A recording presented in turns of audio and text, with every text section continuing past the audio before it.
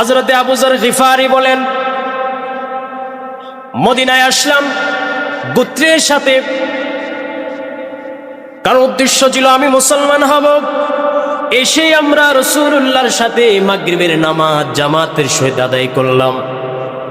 মাগরিবের নামাজ যখন শেষ হয়ে গেল, রাসূলুল্লাহ আমাদেরকে বললেন, তোমাদের পাশে যেই ব্যক্তিটা, প্রত্যেকের পাশে যেই ব্যক্তিটা, যে মানুষটা বসে আছে, তার হাত ধরে তোমরা প্রত্যেকেই তাকে বাড়িতে নিয়ে মেহমানদারি করাও। জোরে কোন সুবহানাল্লাহ।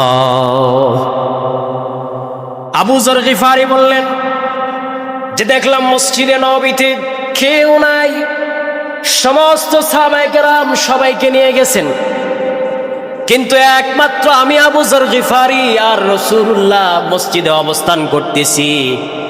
আমাকে দেখতে একটু লম্বা চওড়া সুঠাম দেহের মনে হতো, এজন্য সাহাবায়ে কেরাম আমার কাছে মনে হয়েছে যে আমি গেলে বেশি খাবো, এজন্য সাহাবায়ে কেরাম মনে হয় আমারে নেয় না, এজন্য আমি একা মসজিদে নববীতে বসা। কিন্তু রাসূলুল্লাহ সাল্লাল্লাহু আলাইহি ওয়াসাল্লাম, আল্লাহর নবী আবু যর গিফারি বলেন, নবীজি আমার হাত ধরলেন, হাত ধরে বাড়িতে নিয়ে গেলেন। সুবহানাল্লাহ। বাড়িতে নিয়ে যাওয়ার পরে আল্লাহ নবী সর্বপ্রথম যায় একটা বকরি থেকে দুধ দহন করলেন। দুধ দহন করে পুরো দুধটা আমাকে খাইতে দিলেন, আমি দুধটা খেলাম। খাওয়ার পরে আল্লাহ নবী আরেকটা বকরির দুধ দহন করলেন। এইভাবে একটা নয়, দুইটা নয়, 7টা বকরির দুধ দহন করে আমার সামনে নিয়ে আসলেন। আমি সবগুলো দুধ খাইলাম। খাওয়ার পর রাসূলুল্লাহ এবার প্লেট ভরে আমার জন্য খাবার নিয়ে আসা হলো। আবু যর গিফারি বলেন যে আমি সবগুলো খাবার খাইলাম। খাওয়ার পরে এবার ভিতর থেকে একজন আওয়াজ দিল, যে ব্যক্তি আল্লাহ এবং তার রাসূলকে আজকে ক্ষুধার্ত রেখেছে, আল্লাহ যেন তারা ক্ষুধার্ত রাখে। অর্থাৎ আবু যর গিফারি বুঝাতে চাইলেন যে আমাকে যেটাই দেওয়া হয়েছে আমি সেটাই খেয়ে ফেলেছি। এজন্য ভিতর থেকে কে যেন আওয়াজ দিল যে আবু যর গিফারি, আজকে তোমার জন্য রাসূল ক্ষুধার্ত থাকবেন, তুমি সব কিছু খেয়ে ফেলেছ, অর্থাৎ তুমি আজকে রাসূলকে ক্ষুধার্ত রেখেছো, আল্লাহ যেন তোমাকে ক্ষুধার্ত রাখে। তো আল্লাহর রাসূল সাল্লাল্লাহু আলাইহি ওয়াসাল্লাম দেখেন, আবু যর গিফারি বলেন যে এই কথাটা যখন ভিতর থেকে আসলো, আল্লাহ রাসূল সাথে সাথে দমক দিলেন। দমক দিয়ে বললেন যে চুপ করো, মেহমান এসেছে, মেহমান তার রিজিক খেয়েছে। জুড়ে কন্যা সুবহানাল্লাহ। আমাদের রিজিক তো আল্লাহর হাতে রয়েছে। সুবহানাল্লাহ, আল্লাহু আকবার। তো এই জন্য রাসূলুল্লাহ সাল্লাল্লাহু আলাইহি ওয়াসাল্লাম ছিলেন সর্বাধিক দয়ালু, সর্বাধিক দানশীল, এবং আতিথেয়তার দিক দিয়ে রাসূলুল্লাহর মতো পৃথিবীতে আর কেউ ছিল না। সুবহানাল্লাহ। কারণ তিনি কোনো কিছুই তার নিজের জন্য রাখতেন না, ধরে রাখতেন না। যা কিছু তার নিকট আসতো তার সব কিছুই তিনি সাথে সাথে দান করে দিতেন। যেরকম সুবহানাল্লাহ। এবং সাথীদের মধ্যে বন্টন করে দিতেন। রাসূলুল্লাহর খাদেম হযরতে আনাস ইবনে মালিক, যে আনাস ইবনে মালিক রাসূলুল্লাহর দীর্ঘ 10 বছরের খেদমত করেছেন। আনাস ইবনে মালিক বলেন যে আল্লাহর নবী, বিশ্ব নবী মুহাম্মদুর রাসূলুল্লাহ সাল্লাল্লাহু আলাইহি ওয়াসাল্লামের দানশীলতার ব্যাপারে বলেন, মা সুইলা রাসূলুল্লাহ সাল্লাল্লাহু আলাইহি ওয়াসাল্লাম আলাল ইসলামে শাইআন ইল্লা আ'তাহু ক্বালা ফাজাআহু রাজুলুন ফাআতাহু গানামান বাইনাল জাবালাইনি বাইনা জাবালাইনি ফারাজা ইলা কওমিহি ফাকালা ইয়া কওমি আসলিমু ফাইন্না মুহাম্মাদান ইউতি আতাআন লা ইয়াখশাল ফাকাব। হযরতে আনাস ইবনে মালিক বলেন, রাসূলুল্লাহ সাল্লাল্লাহু আলাইহি ওয়াসাল্লাম ইসলামের যুগে রাসূলুল্লাহর কাছে কোনো কিছু যখন আসতো, কোনো কিছু রাসূলুল্লাহর কাছে চাওয়া হলে আল্লাহর নবী কখনো তা না করতেন না। অর্থাৎ যে যা কিছু চাইতো রাসূলুল্লাহ তাকে সব কিছু দিয়ে দিত। জোরে কোন সুবহানাল্লাহ। আনাস ইবনে মালিক বলেন, ফাজাআ রাজুলুন ফাআতাহু গানামান বাইনা জাবালাইনি, আল্লাহর নবীর কাছে এক ব্যক্তি আসলো। আয়েশা বলল, ইয়া রাসূলুল্লাহ, আমাকে কিছু দেন, আমাকে কিছু দেন। আল্লাহর নবী বললেন, ফাআতাহু গানামান, আল্লাহর নবী তাকে দেখা দিলেন পাহাড়ের মাঝখানে যত ছাগল আছে সবগুলো আমি তোমারে দান করে দিলাম। জোরে কোন সুবহানাল্লাহ।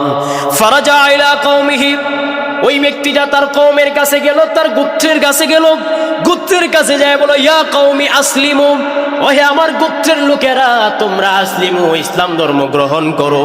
কারণ ফাইন্না মুহাম্মাদান ইউতি আতান, কারণ মুহাম্মদ সাল্লাল্লাহু আলাইহি ওয়াসাল্লাম এত বেশি দান করেন, লা ইয়াখশাল ফাকা, মুহাম্মদ সাল্লাল্লাহু আলাইহি সাল্লাম দারিদ্রতাকে, অভাবকে ভয় করেন না। জোরে কোন সুবহানাল্লাহ।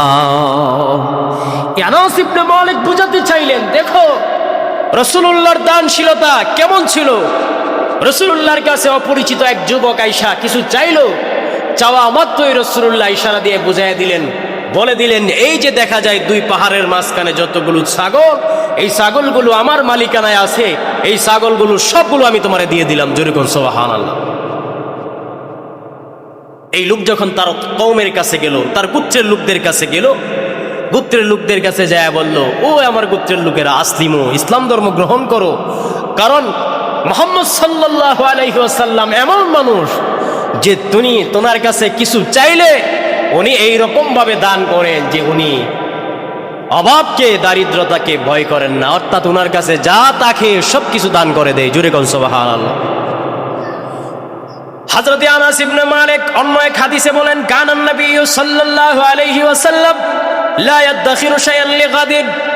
আনাস ইবনে মালিক বলেন, আল্লাহর রাসূল সাল্লাল্লাহু আলাইহি ওয়াসাল্লাম কোনো কিছুই আগামী দিনের জন্য জমা করে রাখতেন না। অর্থাৎ রাসূলুল্লাহর কাছে যেটা আসতো দৈনিক একটা দৈনিক দান করে দিতেন, আগামী দিনের জন্য, আগামী কালকের জন্য কোনো কিছুই জমা করে রাখতেন না। এটা ছিল রাসূলুল্লাহর গুণ। প্রিয় ভাইয়ারা আমার, এজন্য আসুন, এই সমস্ত হাদিস বলার একটাই উদ্দেশ্য হচ্ছে যে রাসূলুল্লাহ দানশীলতার ক্ষেত্রে রাসূলুল্লাহ ছিলেন কোনো সময় কার্পণ্য করতেন না, অর্থাৎ যা সামনে থাকতো তাই দান করে দিতেন। এজন্য দেখেন, আমাদেরকে অবশ্যই দানের হাত প্রসারিত করতে হবে। আমাদেরকে যে যার যার অবস্থান থেকে প্রত্যেকেই আমাদেরকে দান করতে হবে। আল্লাহ আমাদেরকে সেই তৌফিক দান করুন, বলুন না আমিন।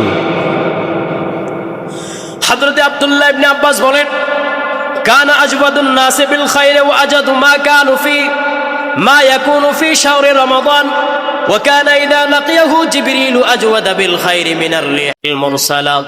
আল্লাহর নবী, বিশ্ব নবী মুহাম্মদুর রাসূলুল্লাহ সাল্লাল্লাহু আলাইহি ওয়াসাল্লাম মানুষের মাঝে সবচাইতে সর্বাধিক বেশি দানশীল ছিলেন।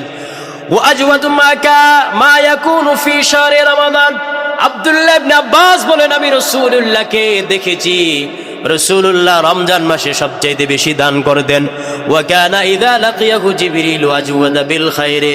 আর আল্লাহর নবীর সাথে, আমার নবীর সাথে যখন জিবরিল আমিন যখন সাক্ষাৎ করতে আসতো, দেখা করতে আসতো, তখন আল্লাহর নবী আজওয়াদা বিল খায়রে মিনার রিহিল মুরসালা, তখন তিনি প্রবল বাতাসের চাইতো বেশি গতিতে উনি দান করতেন। জোরে কোন সুবহানাল্লাহ।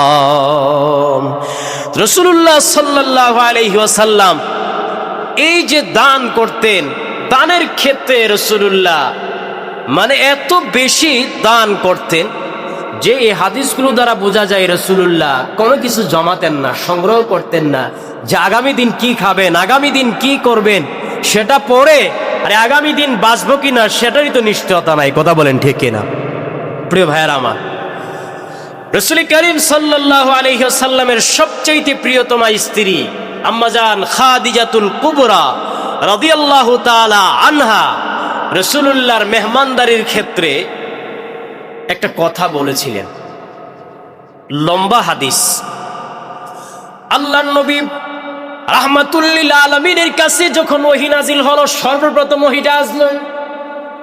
সর্বপ্রথম ওহী আসার পরে রাসূলুল্লাহ সাল্লাল্লাহু আলাইহি ওয়াসাল্লাম ওহীর যে একটা ভার ছিল, ওহীর ভারের কারণে রাসূলুল্লাহ ভীত সন্ত্রস্ত হয়ে গেলেন। আল্লাহর নবী কিছুটা ভয় পেয়ে গেলেন। ভয় পেয়ে যাওয়ার পরে রাসূলুল্লাহ যখন বাড়িতে আসলেন, বাড়িতে আসার পরে রাসূলুল্লাহ আম্মাজান খাদিজাকে বললেন, খাদিজা রে, জাম্মিলুনি জাম্মিলুনি, ও খাদিজা চাদর দিয়ে আমার একটু জড়ায়া ধরো, আমার তো শীত করতেছে। রাসূলুল্লাহ কাঁপতেছেন। এবার আল্লাহর নবী বিশ্বনবী মুহাম্মদ সাল্লাল্লাহু আলাইহি সাল্লামকে আম্মাজান খাদিজা চাদর দিয়ে জড়িয়ে ধরলেন। চাদর দিয়ে জড়িয়ে ধরে বলেন, ফাকালা ইয়া খাদিজা মালি ওয়া আখবারাহাল খাবার। ও وقال قد خشيت على نفسي আল্লাহর নবী বললেন খাদিজারে আমি তো ভয় পাচ্ছি, নিজের প্রতি আমি ভয় পাচ্ছি, মৃত সন্তুষ্ট হচ্ছি। فقالت له আম্মা জান খাদিজা বলে ইয়া রাসূলুল্লাহ ইয়া হাবিবাল্লাহ কাল্লা আবশির ফাওয়াল্লাহি লা ইউখজিকাল্লাহু আবাদা। আম্মা জান খাদিজা বলে ইয়া রাসূলুল্লাহ ইয়া হাবিবাল্লাহ নবী গো ভয় পাবেন না, ভয় পাবেন না, কাল্লা আবশির আপনি সুসংবাদ গ্রহণ করুন, কারণ ফাওয়াল্লাহি লা ইউখজিকাল্লাহু আবাদা আল্লাহ আপনাকে কখনো লজ্জিত করবেন না, লাঞ্ছিত করবেন না, বঞ্চিত করবেন না।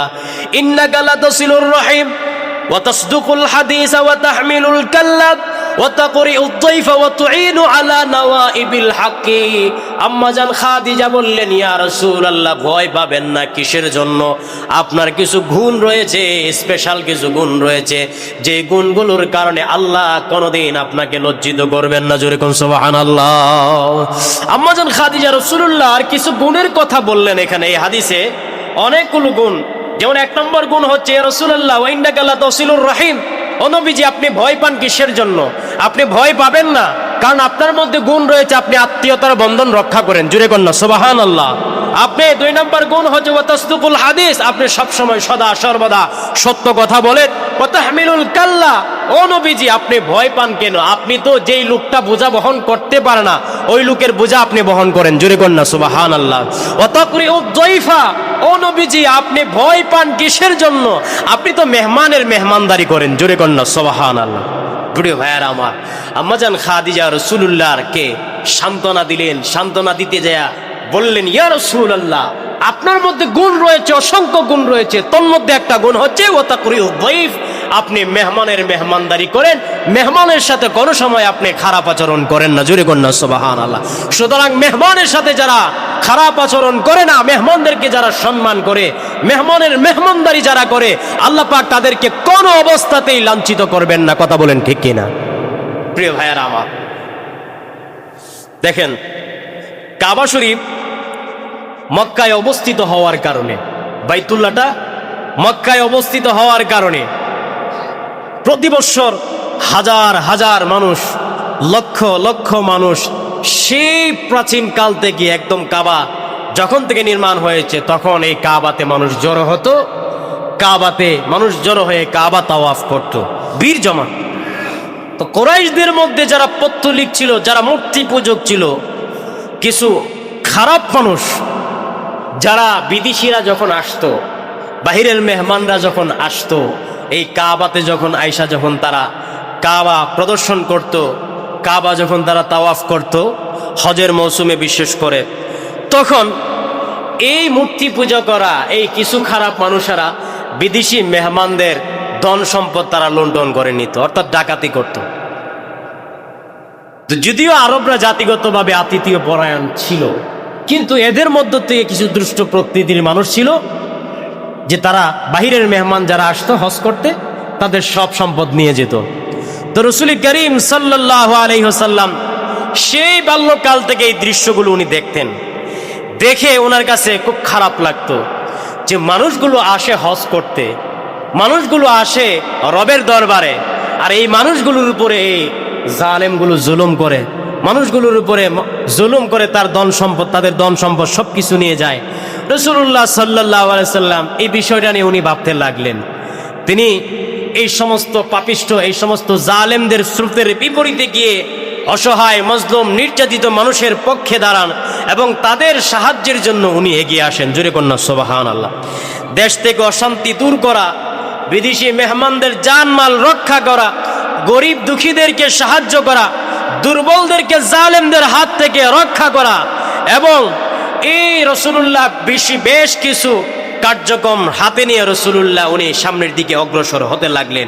প্রিয় ভাইয়ারা আমার, এইভাবে রাসূল করিম সাল্লাল্লাহু আলাইহি সাল্লাম মেহমানদের সাথে উনি সেই বাল্যকাল থেকে যারা বাহির থেকে আসতেন তাদের সাথে ভালো ব্যবহার করার জন্য সবাইকে উদ্বুদ্ধ করতেন।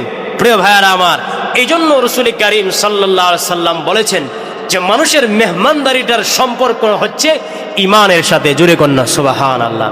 অর্থাৎ রাসূল করিম সাল্লাল্লাহু আলাইহি সাল্লাম বুঝাতে চাইলেন, দেখো তোমরা যারা ইমানদার, তোমরা যারা মুমিন, তোমরা যারা নিজেদেরকে ইমানদার দাবি করো তোমরা অবশ্যই মেহমানদের কদর করবা, মেহমানদেরকে অবশ্যই তোমরা সম্মান করবা। জোরে কোন সুবহানাল্লাহ। নবী বলেছেন, মান কানা ইউমিনু বিল্লাহি ওয়াল ইয়াউমিল আখির ফালইউকরিম যায়ফাহু, মান কানা ইউমিনু বিল্লাহি ওয়াল ইয়াউমিল আখির ফালইয়াকুল খায়রান আও লিয়াসমুত। আল্লাহর নবী বললেন, যে ব্যক্তি আল্লাহ এবং আখিরাতের প্রতি বিশ্বাস করে সেজন্য ফালইউকরিম যায়ফাহু, সেজন্য তার মেহমানকে সম্মান করে। জোরে কোন সুবহানাল্লাহ। অর্থাৎ যে ব্যক্তি আল্লাহর উপর বিশ্বাস করবে, পরকালের উপর বিশ্বাস করবে, সেজন্য অবশ্যই তার বাড়িতে যে মেহমান আসে সেজন্য তার মেহমানকে অবশ্যই যেন সম্মান করে। রাসূলুল্লাহ সাল্লাল্লাহু আলাইহি সাল্লাম আরো বলেছেন যে লা তাজালুল মালাইকা তুসাল্লি আলা আহাদিকুম মা দামাত মাইদাতুহু মাওদুআ বাইনা ইয়াদাইহি হাত্তা ইরফা। আল্লাহ রাসূল বলেছেন, মেহমানের সামনে যতক্ষণ দস্তরখান বিছানো থাকে, যতক্ষণ দস্তরখান বিছানো থাকবে তা না উঠানো পর্যন্ত, উঠানোর আগ পর্যন্ত ফেরেশতারা তোমাদের উপরে রহমত বর্ষণ করতেই থাকবেন। জোরে কন্যা সুবহানাল্লাহ। এজন্য ভাই, বাড়িতে মেহমান আসলে, ঘরে মেহমান আসলে অবশ্যই খুশি হবে এবং মেহমান আসলে অবশ্যই দস্তরখান বিছিয়ে দিবেন। রাসূলুল্লাহ বুঝাতে চাইলেন যে দস্তরখান যতক্ষণ মেহমানের সামনে থাকবে ততক্ষণ তোমার উপরে, তোমার পরিবারের উপরে আল্লাহ আসমান থেকে রহমত নাজিল করতেই থাকবে। জোরে কোন সুবহানাল্লাহ। প্রিয় ভাইয়েরা আমার, তো মেহমানদারি করার বিষয়টা এটা হচ্ছে প্রত্যেকটা মানুষের, প্রত্যেকটা ইমানদারের ইমানের সাথে সম্পর্কিত একটা বিষয়। এটা একজন মুমিনের জন্য পরিপূর্ণতা বহন করে, একজন মুমিনের ইমানকে সেটা পরিপূর্ণ করে। প্রিয় ভাইয়েরা আমার, মেহমানদারি করা, তাদের সম্মান করা, এটা প্রত্যেক নবীদের গুণ ছিল। প্রত্যেক নবীরা মেহমানদারি করতেন। ইব্রাহিম আলাইহিস সালাতু ওয়াস সালামের যুগ থেকে এই ধারাবাহিকতা শুরু হয়। প্রিয় ভাইয়েরা আমার, হযরতে ইব্রাহিম আলাইহিস সালাতু ওয়াস সালাম নিজ মেহমানদারির দৃষ্টান্ত স্থাপন করেছিলেন। আল্লাহু আকবার। দেখেন, আল্লাহ তাআলা তার ঘটনা কুরআনুল কারীমের মধ্যে নিয়ে এসেছেন। হযরতে ইব্রাহিম আলাইহিস সালাতু ওয়াস সালাম যে তার মেহমানের সাথে কেমন মেহমানদারি করতেন আল্লাহ পাক কুরআনুল কারীমের মধ্যে সুস্পষ্টভাবে বর্ণনা করে দিয়েছেন। রব্বুল আলামিন বলেন, হাল আতাকা হাদিসু ضيف إبراهيم المكرمين إذ دخلوا عليه فقالوا سلاما قال سلام قوم منكرون فراغ إلى أهله فجاء بعجل سمين فقربه إليهم قال ألا تأكلون। আল্লাহ রাব্বুল আলামিন বলেন, হাল আতাকা হাদিসু যায়ফি ইব্রাহিম আল মুকরামিন। আল্লাহর নবীকে আল্লাহ পাক উদ্দেশ্য করে বলতেছেন, তোমার কাছে কি ইব্রাহিমের সম্মানিত মেহমানের বৃত্তান্ত এসেছে? তুমি কি জানো? হাল আতাকা হাদিসু যায়ফি ইব্রাহিম আল মুকরামিন। ইব্রাহিম আলাইহিস সালাতু ওয়াস সালাম উনি উনার মেহমানের সাথে কেমন আচরণ করেছিলেন সেই মেহমানের জীবন বৃত্তান্ত তোমার কাছে কি পৌঁছেছে? সেই ঘটনা কি তুমি জানো? ইদ দাখালু আলাইহি ফাকালু সালামা। যখন তারা তার কাছে আসলো তখন উনি তাদেরকে বললেন যে ফাকালু সালামা, তোমাদেরকে সালাম। ক্বালা সালাম কওমুন মুনকারুন। উত্তরে সেও বলল সালাম। ক্বালা সালামুন কওমুন মুনকারুন ফারাগা ইলা আহলিহি ফাজা বিজলিন সামিন। এই যে আয়াত, এই যে কোরআন কারীমের আয়াতটা আল্লাহ নাজিল করলেন, নাজিল করে বুঝালেন যে দেখো, ইব্রাহিম আলাইহিস সালাতু ওয়াস সালাম উনি মেহমানদের সাথে এমন আচরণ করতেন, এমন মেহমানদেরকে এমন সম্মান করতেন, মেহমানদেরকে এত ভালোবাসতেন, মেহমানরা আসলে এত বেশি খুশি হতেন যে ইব্রাহিম খলিলুল্লাহর ব্যাপারে এসেছে যে উনি প্রতি ওয়াক্তে মেহমান না আসলে, মেহমান না নিয়ে উনি খেতেন না। জুড়ে কন্যা সুবহানাল্লাহ। প্রিয় ভাইয়েরা আমার, হযরতে আবু হুরায়রা থেকে হাদিস বর্ণিত, রাসূলুল্লাহ সাল্লাল্লাহু আলাইহি ওয়াসাল্লাম বলেন, কানা আউওয়ালা মান তাইয়াফা যায়ফা ইব্রাহিম আলাইহিস সালাতু ওয়াস সালাম। আল্লাহর নবী বলেন, সর্বপ্রথম মেহমানদারির প্রচলনটা শুরু করেন হযরত ইব্রাহিম আলাইহিস সালাতু ওয়াস সালাম। অর্থাৎ মেহমানদারির যে প্রচলন, আল্লাহর নবী বলেন এটা সর্বপ্রথম আনুষ্ঠানিকভাবে হযরত ইব্রাহিম শুরু করেন। জোরে কোন সুবহানাল্লাহ। অর্থাৎ ইব্রাহিম আলাইহিস সালাতু ওয়াস সালাম, বলেছি অন্য হাদিসে এসেছে যে উনি যখন খাবার খেতে বসতেন তখন অবশ্যই ওনার ডানে বামে মেহমান বসা থাকতো। জোরে কোন সুবহানাল্লাহ। প্রিয় ভাইয়ারা আমার, এইভাবে প্রত্যেক নবীদের গুণ ছিল যে নবীরা তারা মেহমান নিয়ে খাবার খাইতে বসতেন। এজন্য আমাদের উচিত, দেখেন, আমরা যেন মেহমান আসলে যেন আমরা অসন্তুষ্ট না হয়ে যাই, মেহমান আসলে যেন আমরা অবশ্যই সন্তুষ্ট হই, আমরা যেন সংকীর্ণ না হই। আমাদের অবস্থা হয়ে যায় মেহমান আসলে আমাদের চেহারা অন্ধকার হয়ে যায়, চেহারা কালো হয়ে যায়, বাজার করতে হবে, অনেক টাকা খরচ হবে, অনেক টাকা, একটা বিশাল একটা বিপদের সম্মুখীন, বিপদ মনে করি মেহমান আসলে। দেখেন ভাই, মেহমানরা বিপদ হয়ে আসে না, মেহমানরা আপনার বাড়িতে রহমত হয়ে আসে। জোরে কন্যা সুবহানাল্লাহ। আল্লাহ রসুল বলেছেন, সুতরাং মেহমান আসলে তোমরা আল্লাহ পাকের শুকরিয়া আদায় করো। আর মেহমান আসলে আমাদের মন খারাপ হয়, কিছু কারণ আছে। বর্তমান মেহমানরাও কিছু শেষরা টাইপের মেহমান আছে, কথা বলেন ঠিক কিনা? মেহমান আসলে আর যাইতে চায় না, কথা বলেন ঠিক কিনা? আছে না নাই? এই সমাজে আছে কিনা আমি জানি না, কিন্তু বিভিন্ন এলাকায় বিভিন্ন অঞ্চলে কিছু মানুষ আছে যে ওর চিন্তাই তাকে মানুষের বাড়িতে বাড়িতে মেহমানদারি করবে আর কোনো রকম দিন কাটাবে। এমন কিছু মানুষ আছে, আজাইরা মানুষ, পাবলিক, কিছু করে না, কাম কাজ নাই, শুধু মেহমানদারি করার চিন্তা, মানুষের বাড়িতে যাবে, মেহমান হবে। এই নিয়তে মেহমানরা অনেক সময় যায়, মেহমানদেরকে যায় মেজবানের বাড়িতে বিরক্ত করে, যার কারণে মেজবানরা বিরক্ত হয়ে যায়। তো বিরক্ত হওয়ার কারণ হওয়া যাবে না। রাসূলুল্লাহ বলেছেন একজন মানুষ সর্বোচ্চ 3 দিন মেহমান থাকতে পারে। বলেন কয় দিন? সর্বোচ্চ 3 দিন মেহমান থাকতে পারে। আর অনেকে তো মেহমানদারিতে গেলে আর আসার নাম গন্ধ থাকে না, এই জন্য মেজবানরা বিরক্ত হয়ে যায়। সুতরাং যারা মেহমান হবেন এই বিষয়টা খেয়াল রাখবেন, 3 দিনের উপর যেন না হয়। প্রয়োজনে অতিরিক্ত যদি আরো 2-3 দিন থাকতে হয়, সেটা হচ্ছে প্রয়োজনে ক্ষেত্র বিশেষ থাকা যেতে পারে। তবে এই 3 দিনের বেশি আপনি থাকবেন তো মেজবান এমনিতেই বিরক্ত হবে।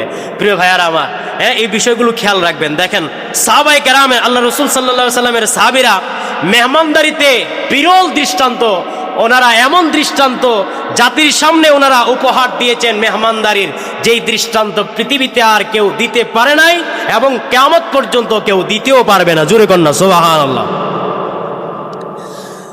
আল্লাহর নবী বিশ্বনবী মুহাম্মদুর রাসূলুল্লাহ সাল্লাল্লাহু আলাইহি ওয়াসাল্লাম, আল্লাহর নবী একদিন বসা, রাসূলুল্লাহ সাল্লাল্লাহু আলাইহি ওয়াসাল্লাম সাহাবায়ে কেরামদেরকে নিয়ে বসে আছেন মসজিদে নববীতে। আল্লাহর নবী নানা বিষয়ে কথা বলছেন। এমন সময় আন্না রাজুলান আতান নবী সাল্লাল্লাহু আলাইহি ওয়াসাল্লাম, আল্লাহর নবীর কাছে একজন এসে দাঁড়িয়ে গেল। দাঁড়িয়ে চোখে মুখে ক্লান্তির ছাপ, কপালে বাজ, অর্থাৎ দুশ্চিন্তা, শরীরটা ভেঙে পড়েছে ক্ষুধায়। আল্লাহর নবীর সামনে এসে বললেন, ইয়া রাসূলুল্লাহ, ইয়া হাবিবাল্লাহ, নবীকে কিছু খাবার দেওয়া যাবে নাকি? ও নবীজি, ক্ষুধায় ভিতরটা জ্বলে পড়ে ছারখার হয়ে যেতেছে। ওগো নবীজি, আমাকে একটু খাবারের ব্যবস্থা করে দেন। আল্লাহর নবী তো দয়ার সাগর ছিলেন, রাহমাতুল্লিল আলামিনের কাছে যেই আসতো রাসূলুল্লাহ সমস্যার সমাধান করে দিতেন। সাথে সাথে ফাবাসা ইলা নিসাইহি, আল্লাহর নবী ওনার স্ত্রীদের কাছে, উম্মাহাতুল মুমিনিনদের কাছে খবর পৌঁছালেন যে দেখো ঘরের মধ্যে কিছু আছে কিনা, একজন ক্ষুধার্ত ব্যক্তি এসেছে। আল্লাহর নবীর স্ত্রীরা ভিতর থেকে খবর আসলো, মা ইন্নানা ইল্লাল মা, ও নবীজি, ঘরের ভিতরে আমাদের কাছে পানি ছাড়া আর কিছু নাই গো নবীজি, অর্থাৎ পানি আছে, পানি ব্যতীত আমাদের কাছে কিছু নাই। আল্লাহর নবী যখন এই সংবাদ শুনতে পারলেন, সংবাদ শোনার পরে রাসূলুল্লাহর চেহারাটা মলিন হয়ে গেল, রাসূলুল্লাহর নুরানি চেহারাটা কালো হয়ে গেল। রাসূলুল্লাহ আফসোস করে বলতেছেন, বড় আশা নিয়ে সাহাবায়ে কেরামদের দিকে তাকালেন, তাকিয়ে বললেন, ও আমার সাহাবীরা, আজকে আমার এই মেহমানকে কেউ মেহমানদারি করাতে পারবা নাকি? জোরে কন্যা সুবহানাল্লাহ। রাসূলুল্লাহ যখন এই কথা বললেন, আল্লাহর নবী বললেন, মাইয়াতুম আইয়ুযিফু হাদা, যে তোমরা আমার এই মেহমানকে কেউ মেহমানদারি করাতে পারবা নাকি? ফাকালা রাজুলুম মিনাল আনসারি, আনসারী সাহাবীদের মধ্য থেকে একজন দাঁড়ায় গেলেন, বুকে সাহস নিয়ে দাঁড়িয়ে বললেন, আনা ইয়া রাসূলুল্লাহ, ওগো নবীজি, আপনার মেহমানকে মেহমানদারি করানোর দায়িত্ব আমার। জোরে কন্যা সুবহানাল্লাহ। ওই সাহাবী ছিলেন হযরতে আবু তালহা আল আনসারী রাদিয়াল্লাহু তাআলা আনহু। আবু তালহা আল আনসারী রাসূলুল্লাহর মেহমানকে সাথে নিয়ে, ক্ষুধার্ত মেহমানকে সাথে নিয়ে বাড়িতে পৌঁছে গেলেন। বাড়িতে পৌঁছে দরওয়াজায় সালাম দিলেন, সালাম দিয়ে দরজা যখন সালাম দিলেন দরওয়াজাটা খুলে দিলেন। হযরতে আবু তালহা আল আনসারী হযরতে উম্মে সুলাইম দরজা খুলে দিলেন। দরজা খুলে দেখে প্রাণের স্বামী দাঁড়ায় আছে। উম্মে সুলাইম তার স্বামীকে ডাক দিয়ে বলে, স্বামী রে, এই সময় তো বাড়িতে আসার কথা না, কেন বাড়িতে আসলেন? এই সময়টা তো রাসূলুল্লাহর দরবারে আপনি সময় দেন, রাসূলুল্লাহর সোহবতে আপনি নিজেকে রাখেন, ব্যস্ত রাখেন, এই সময় বাড়িতে আসলেন কেন? হযরতে আবু তালহা বললেন, এ উম্মে সুলাইম, প্রাণের বিবি আমার, আমি এসেছি, দেখো আমি এখন কোনো কারণ ছাড়া আসি নাই, আমি রাসূলুল্লাহর একজন স্পেশাল মেহমান নিয়ে এসেছি। জুরে কন্যা সুবহানাল্লাহ। আমি রাসূলুল্লাহর একজন স্পেশাল মেহমান, রাসূলুল্লাহর মেহমান নিয়ে এসেছি। সুতরাং আকরিমি যায়ফা রাসূলুল্লাহ সাল্লাল্লাহু আলাইহি ওয়াসাল্লাম, ও আমার প্রাণের স্ত্রী, রাসূলুল্লাহর এই সাহাবী, রাসূলুল্লাহর এই মেহমানকে একটু মেহমানদারির ব্যবস্থা করাও না। জোরে কন্যা সুবহানাল্লাহ, ব্যবস্থা করো। হযরতে উম্মে সুলাইম হতাশ কণ্ঠে বললেন, স্বামী আমার, ঘরে তো বাচ্চাদের খাবার ছাড়া কিছু নাই, কি দিয়ে মেহমানদারি করাবো? হযরতে আবু তালহা যখন এই কথা শুনলেন, আবু তালহার কপালে চিন্তার বাস পড়ে গেল। আবু তালহা দুশ্চিন্তায় পড়ে গেলেন। আবু তালহা চিন্তা করতে লাগলেন, মনে হয় আল্লাহর নবীর যে মেহমান নিয়ে এসেছি, মেহমানকে মেহমানের সম্মান রক্ষা করতে পারবো না, মনে হয় আমি রাসূলুল্লাহর কাছে লজ্জিত হব। এইসব ভাবতে ভাবতে উনি ক্লান্ত হয়ে গেছে।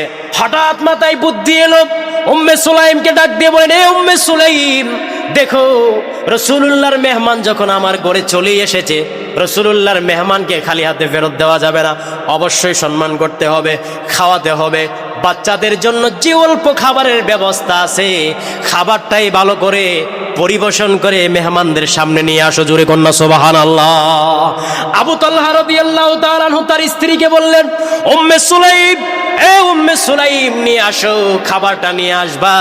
খাবারটা নিয়ে এসে মেহমানের সামনে যখন পরিবেশন করবা, তখন মেহমানের সামনে পরিবেশন করার পরে যে কোনো একটা অজুহাত দিয়ে বাতিটা অফ করে দিবা।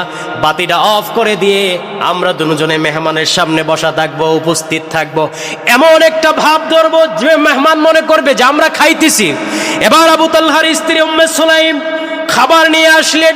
খাবার নিয়ে এসে হযরতে উম্মে সুলাইম খাবার নিয়ে আসলেন, আবু তালহার সামনে নিয়ে আসলেন। মেহমানের সামনে নিয়ে এসে খাবারটা মেহমানের সামনে দিয়ে দিলেন। মেহমানের সামনে দিয়ে দেওয়ার পরে উম্মে সুলাইম উঠে গেলেন।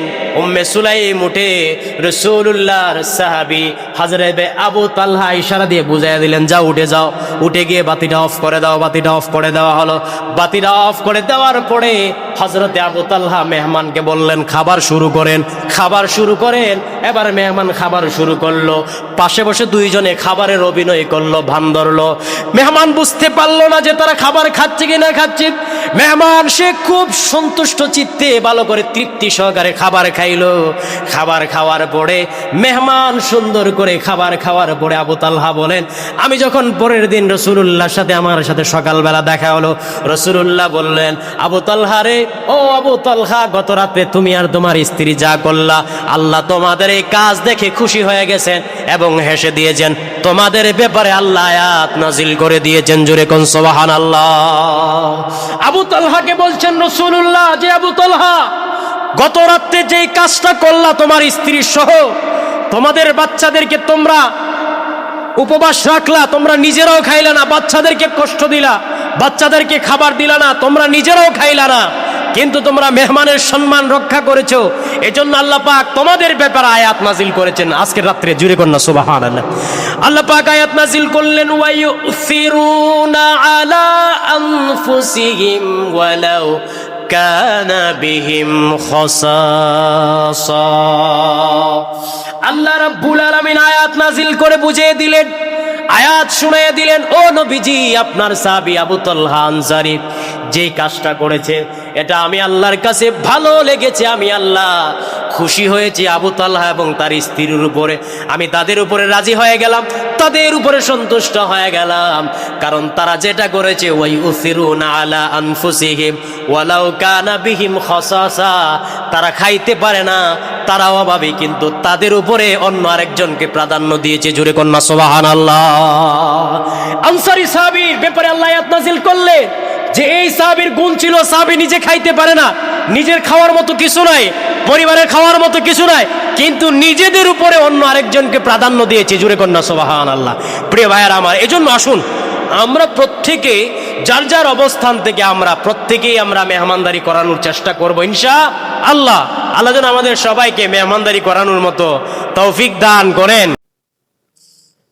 الذي له ملك السماوات والأرض ولم يتخذ ولدا ولم يكن له شريك في الملك وخلق كل شيء فقدره تقديرا ونشهد أن لا إله إلا الله وحده لا شريك له ونشهد أن سيدنا وسندنا وحبيبنا وحبيب ربنا وطبيبنا وطبيب قلوبنا ومولانا محمدا عبده ورسوله الذي أرسله بالحق بشيرا ونذيرا وداعيا إلى الله بإذنه وسراجا منيرا فقد قال الله تعالى في كلامه المجيد والفرقان الحميد أعوذ بالله من الشيطان الرجيم بسم الله الرحمن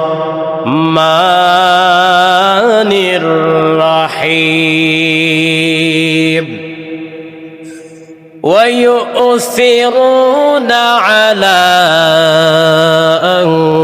أنفسهم ولو كان بهم خصاصة ومن يوق شح نفسه فأولئك هم المفلحون صدق الله العظيم وصدق رسوله النبي الكريم ونحن على ذلك لمن الشاهدين والشاكرين والذاكرين الحمد لله رب العالمين إن الله وملائكته يصلون على النبي يا أيها الذين آمنوا صلوا عليه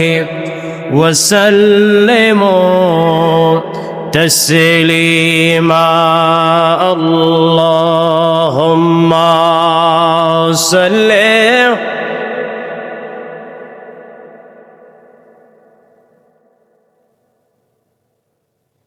وعلى آل سيدنا مولانا اللهم صل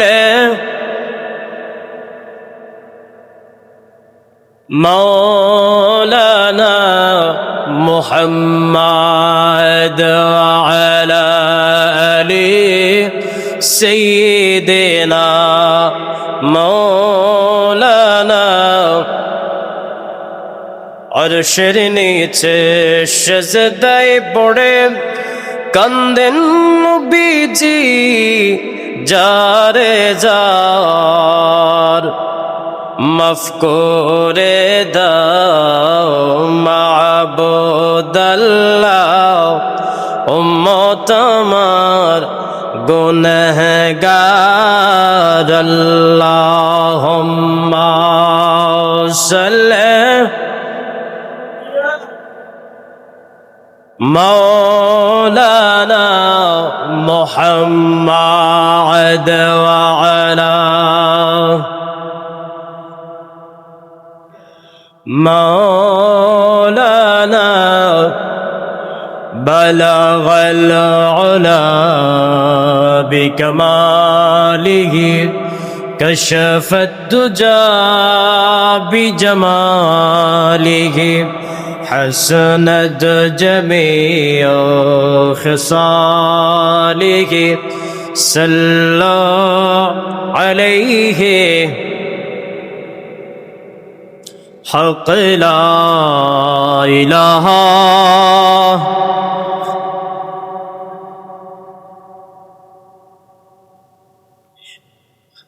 ला हक़ ला इलाहा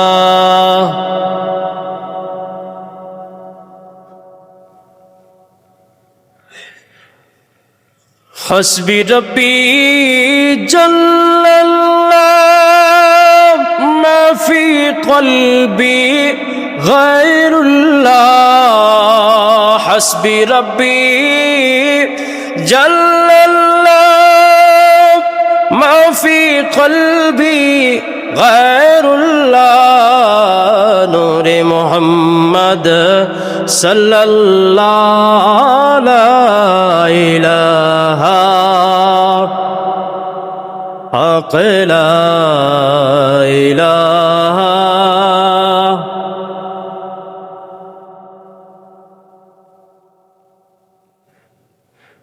ला इलाहा इल्लल्लाह मुहम्मदुर রাসূলুল্লাহ সাল্লাল্লাহু আলাইহি ওয়াসাল্লাম।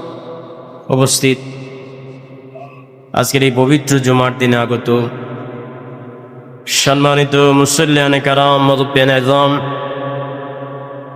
অত্র এলাকার দিনদার ধর্মপ্রাণ মুসলমান ভাই বন্ধুগণ, পর্দার আড়ালে অবস্থানরত আমার শ্রদ্ধেয়া সম্মানিতা আবেদা মুমিনা সালেহা মা এবং বোনেরা, আল্লাহ সুবহানাহু ওয়া তাআলার দরবারে অসংখ্য শুকরিয়া আদায় করছি যে মহান রব্বুল আলামিন আমাদেরকে অত্র এলাকার অসংখ্য গণিত মানুষ থেকে যাচাই বাছাই করে অত্যন্ত মায়া করে মহব্বত করে ভালোবেসে জুমার নামাজ আদায়ের লক্ষ্যার্থে জুমার নামাজ আমরা পড়ব।